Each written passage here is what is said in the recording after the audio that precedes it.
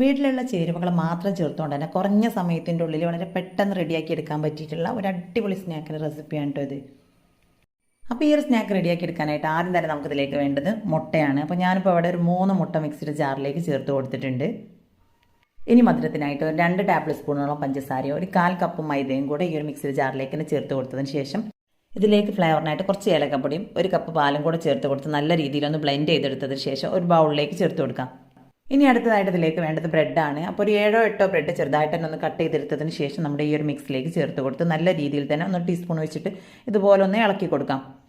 അപ്പോൾ ഈ ഒരു ബ്രെഡൊക്കെ ഇതിൽ സോക്ക് ചെയ്ത് വരുന്ന ആ ഒരു സമയത്തിൻ്റെ ഉള്ളിൽ തന്നെ നമ്മൾ ഈ ഒരു പോള റെഡിയാക്കി എടുക്കാനുള്ള ആ ഒരു പാനിലേക്ക് തന്നെ കുറച്ച് നെയ്യ് ചേർത്ത് കൊടുത്തതിന് ശേഷം ഒരു പഴം അധികം കട്ടിയില്ലാത്ത രീതിയിൽ ഒന്ന് റൗണ്ടായിട്ട് തന്നെ കട്ട് ചെയ്തെടുത്തതിന് ശേഷം ഈ ഒരു നെയ്യിൽ ചേർത്തിട്ട് നമുക്കൊന്ന് വഴറ്റിയെടുത്ത് മാറ്റി വെക്കാം.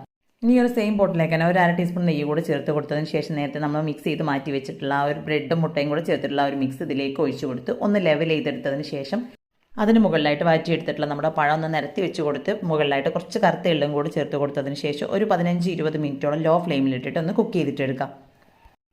അപ്പോൾ അത് നല്ല രീതിയിൽ തന്നെ കുക്കായി കഴിഞ്ഞിട്ടുണ്ടെങ്കിൽ ഓയിൽ സ്പ്രെഡ് ആക്കിയിട്ടുള്ള ഒരു പാനിലേക്ക് ഇതിനൊന്ന് തിരിച്ചിട്ട് കൊടുത്ത് ഒരു 2-3 മിനിറ്റ് കൂടെ സെയിം രീതിയിൽ തന്നെ ഒന്ന് വെച്ച് കൊടുത്ത് നമുക്കിതിനെ പ്ലേറ്റിലേക്ക് മാറ്റി കൊടുക്കാം.